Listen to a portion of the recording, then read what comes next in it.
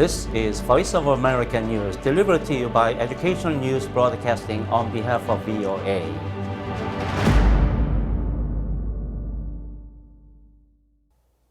Good evening, viewers. I'm Hae-Sung Lee, a professor at Georgia Central University, and here's tonight's news.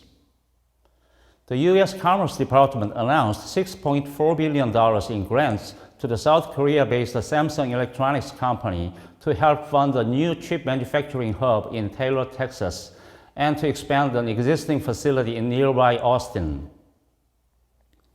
In a White House statement, U.S. President Joe Biden said the grants, part of the 2022 CHIPS and Science Act passed by Congress, will help Samsung increase its investment in Texas to more than $40 billion and create more than 20,000 jobs. In his statement, Biden said, quote, "These facilities will support the production of some of the most powerful chips in the world, which are essential to advanced technologies like artificial intelligence and will bolster U.S. national security." The Commerce Department reports the new Samsung facility in Taylor will include a new research and development facility as well as a factory for advanced packaging, the final step before semiconductors can be used in electronic systems. Turning now to news about jury selection in the trial of Donald Trump. Jury selection started in the New York trial of former U.S. President Donald Trump, who is accused of scheming to hide hush money payments to cover up alleged extramarital affairs just ahead of his successful 2016 campaign for the White House. It was a moment unlike any in U.S. history, with Trump, the first former U.S. chief executive ever to face criminal charges and the threat of imprisonment if he is convicted. New York Supreme Court Justice Juan Merchan called 96 prospective jurors into his courtroom to begin questioning them on whether they held any biases for or against Trump and could render a fair verdict in the case. More than 50, an unusually large number, raised their hands that they could not be fair, and they were immediately dismissed. Selection of 12 jurors and 6 alternates could take several days, and Merchan adjourned the case for the day after questioning 10 possible jurors. About 500 New Yorkers were summoned as possible jurors, and they would be questioned later if they are needed to fill the jury. We now turn to another item of U.S. news. Tax Day reveals a major split in how Joe Biden and Donald Trump would govern.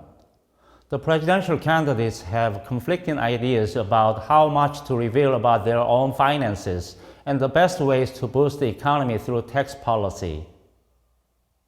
Biden, the sitting Democratic president, released his income tax returns on Monday, the IRS filing deadline. And on Tuesday, he delivered a speech in Scranton, Pennsylvania, about why the wealthy should pay more in taxes to reduce the federal deficit and help fund the programs for the poor and middle class. Biden is proud to say that he was largely without money for much of his decades-long career in public service, unlike Trump, who inherited hundreds of millions of dollars from his father and used his billionaire status to launch a TV show and later a presidential campaign.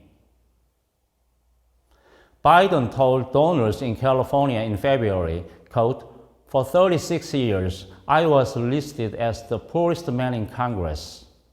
Not a joke. In 2015, Trump declared as part of his candidacy, quote, "I'm really rich." The Republican former president has argued that voters have no need to see his tax data, and the past financial disclosures are more than sufficient. He maintains that keeping taxes low for the wealthy will supercharge investment and lead to more jobs, while tax hikes would crush an economy still recovering from inflation that hit a 4-decade peak in 2022. Well, this concludes ENB's 9 o'clock news for Friday, April 19th. The original news articles broadcast tonight are available on our partner Voice of America's website.